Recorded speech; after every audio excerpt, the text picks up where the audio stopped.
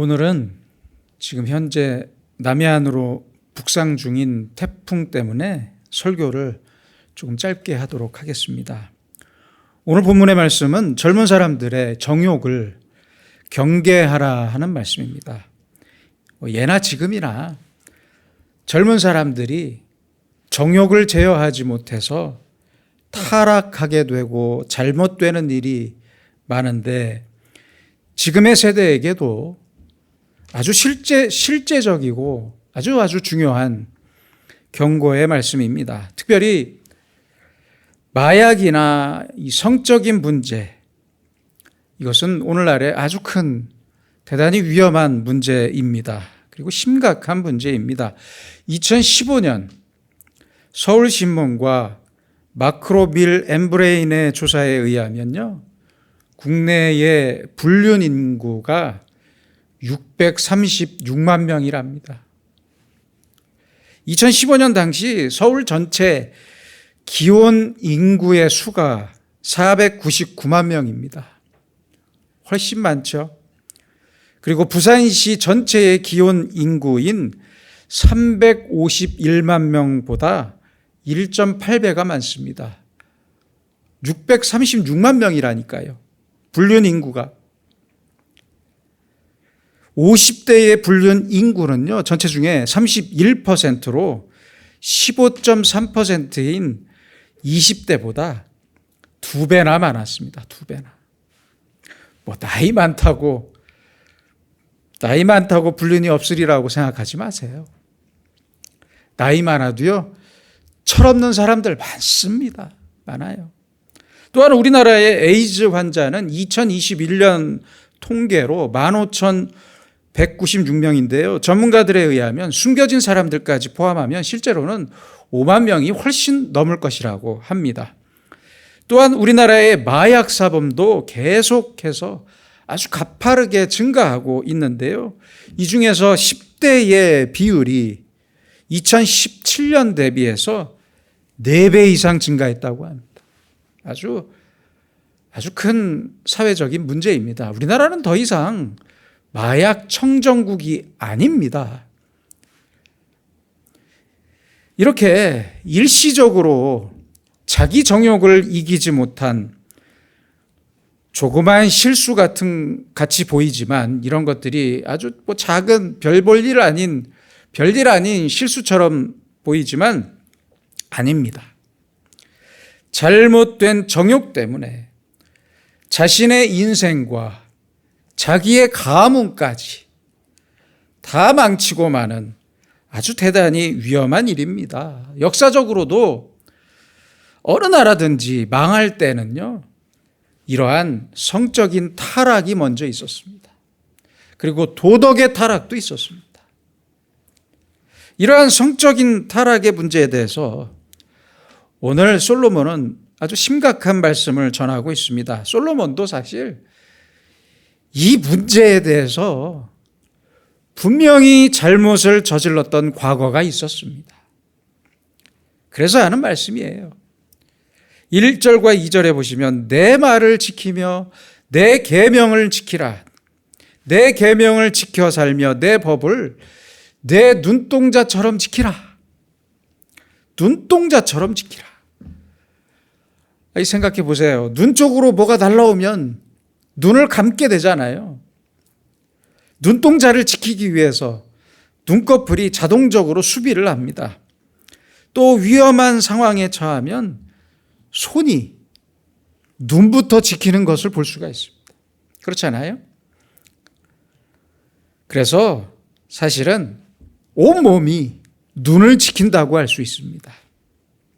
그러므로 눈동자처럼 지키라. 하나님의 말씀을 이처럼 온몸이 눈동자를 지키는 것과 같이 절대 잊지 않도록, 그리고 지키도록 가슴에 가득 채우고 살라는 말씀입니다. 그리고 3절에서 5절까지 이런 말씀도 하고 있습니다. 이것을 내 손가락에 매며,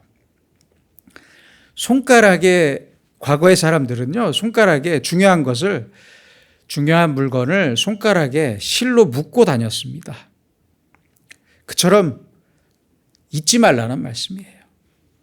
이것을 내 마음판에 새기라. 절대 지워지지 않게 마음에 조각을 해라. 조각을. 그런 말씀이에요. 그리고 지혜에게 너는 내 누이라 하며 명철에게 너는 내 친족이라 하라. 지혜를 가족처럼 사랑하라는 말씀입니다. 가장 가깝게 사랑하는 누이처럼, 내 누이처럼 사랑하라. 그리하면 이것이 너를 지킬 것이다. 내가 나를 지키는 게 아니에요. 착각하지 마세요. 나는 말씀을 지킬 뿐이에요. 그러면 말씀이 나를 지켜주십니다. 내가 할 일은 하나님의 말씀을 항상 가까이 하는 것 뿐이고 이것은 아주 당연한 일입니다. 당연히 사랑해야 할 사람을 사랑하지 않으면 사랑하지 말아야 할 사람을 사랑하게 됩니다. 당연히 해야 할 일을 하지 않으면 하지 말아야 할 일을 하게 돼요. 당연히 내가 있어야 할 곳에 있지 않으면 가지 말아야 할 곳에 가고야 맙니다. 그러므로 마땅히 해야 할 일을 열심히 하는 사람은 하지 말아야 할 일을 하지 않게 됩니다. 할 필요도 없고 관심도 없어요.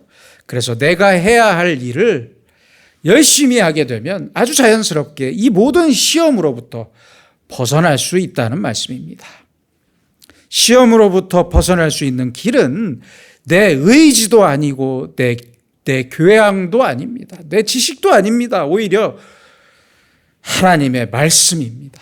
오로지 내게 주신 하나님의 말씀이라는 것을 잊지 말아야 합니다. 이어서 솔로몬은 7절로 8절에서 비유적으로 말씀합니다. 내가 어리석은 자, 지혜 없는 자를 보았다.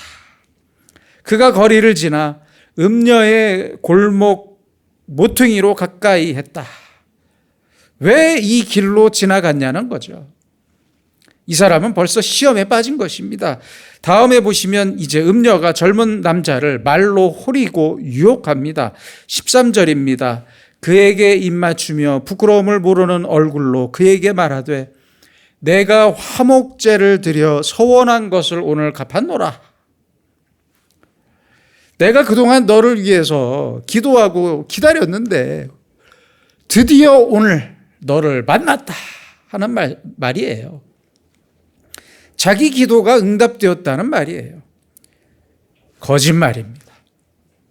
이 말에 속았어요. 그리고 22절에 이 젊은이에 대해 묘사하기를 소가 도수장으로 가는 것 같고 미련한 자가 벌을 받으려고 쇠사슬에 매이러 가는 것과 같다. 소가 도살장으로 끌려가서 죽는 것 같다는 말씀이에요. 또한 스스로 쇠사슬에 매이는 것 같이 무서운 타락과 속박으로 끌려가는데 한 발자국 한 발자국 끌려가는 그 모습이 너무 비참하다 하더라 하는 말씀입니다.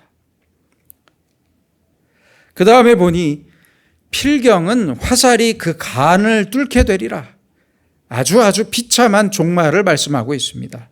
몸은 병들고 결국에는 이 일로 죽습니다. 그러므로 이 일을 미리 깨달아야 하는 것입니다. 생각해 보세요. 지금은 내가 가장 행복하게 보여요. 그러나 그 끝은 아주 비참한 죽음입니다. 18절입니다. 오라 우리가 아침까지 흡족하게 서로 사랑하며 사랑함으로 희락하자. 사랑하고 희락하는 것 같지만 바로 그 뒤에는 절망이 있고 아주 비참한 죽음이 있다는 거예요. 그런데 사람들이 이것을 모릅니다. 지혜가 없기 때문입니다. 바로 다음에 있을 멸망을 생각하지 못합니다. 그러니까 바람 피고 그러니까 마약 먹고 그러는 것 아닙니까? 특별히 미국 사람들은 마약을 많이 압니다.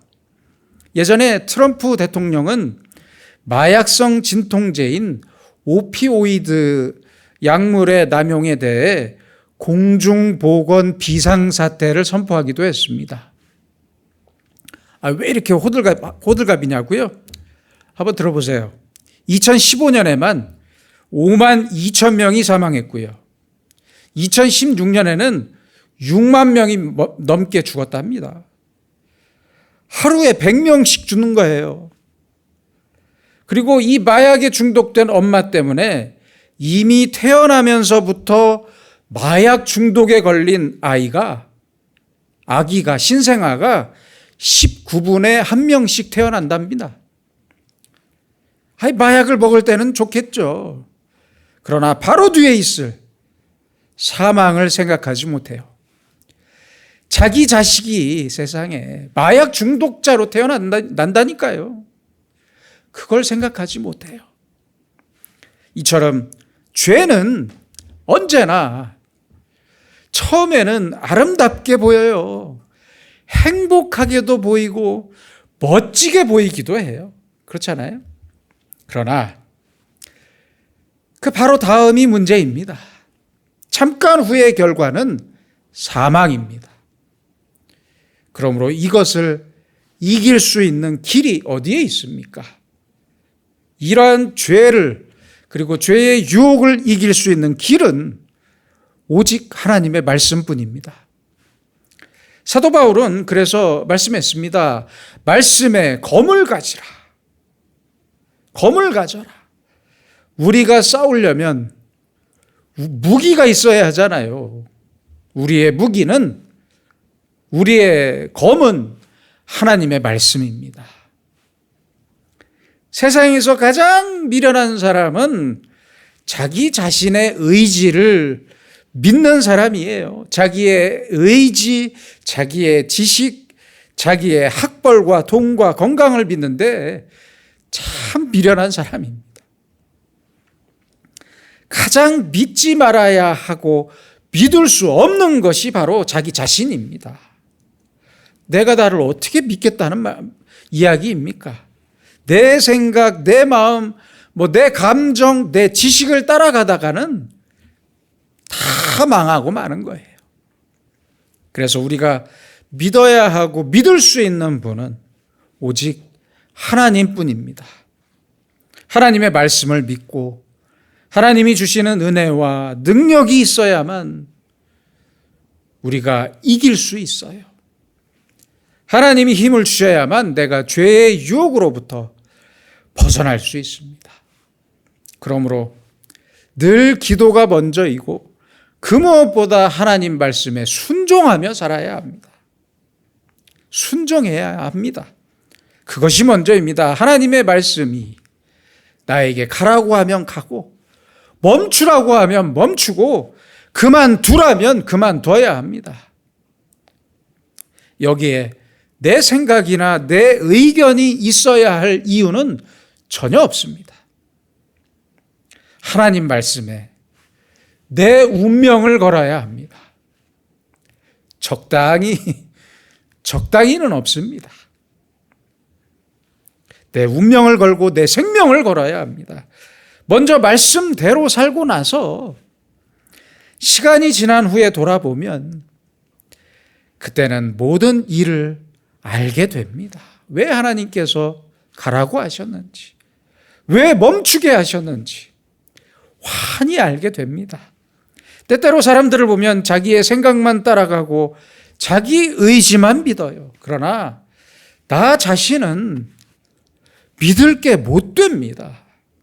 내 마음처럼 간사한 게 어디 있습니까? 세상에. 그렇잖아요. 그래서 오늘 성경 말씀은 이것을 가르쳐주고 있는 것입니다. 하나님의 말씀을 눈동자처럼 지켜라. 내 마음에 하나님의 말씀을 늘 간직하고 눈동자처럼 지키고 손가락에 메고 마음판에 새겨라. 그리고 지혜를 사랑해라. 가족을 사랑하듯이 지혜를 사랑해라. 계속해서 기도하고 계속해서 하나님의 말씀을 읽고 가까이 하세요.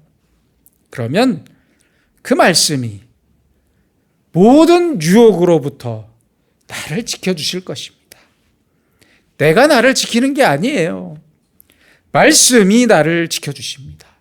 그래서 5절입니다. 그리하면 이것이 너를 지켜서 음녀에게, 말로 호리는 이방 여인에게 빠지지 않게 하리라.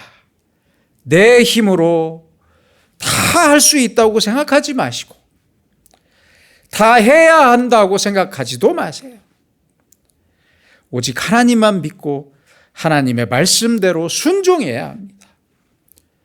그러면 그 말씀이 나를 보호하고 나를 지켜주십니다. 또한 나를 영화롭게 하십니다. 기도하겠습니다. 거룩하신 하나님 아버지, 우리는 오직 나만이 내 인생의 주인으로 생각하면서 하나님의 말씀을 거역할 뿐만 아니라 그 말씀을 업신여기며 살았습니다. 그 결과 많은 고민과 교만과 후회만 남았음을 고백하오니 우리를 용서하여 주시옵소서. 이제는 오직 주님의 말씀을 내 마음에 새기고 날마다 기도하면서 주님의 말씀을 순종하며 살게 하시고 살든지 죽든지 우리의 인생을 온전히 주님의 손에 위탁하오니 우리를 주님의 뜻대로 인도하셔서 요단강을 건너 주님을 만나는 날에 가장 큰 영광을 누리는 우리 모두가 되게 하여 주시옵소서. 예수님의 이름으로 기도드립니다. 아멘.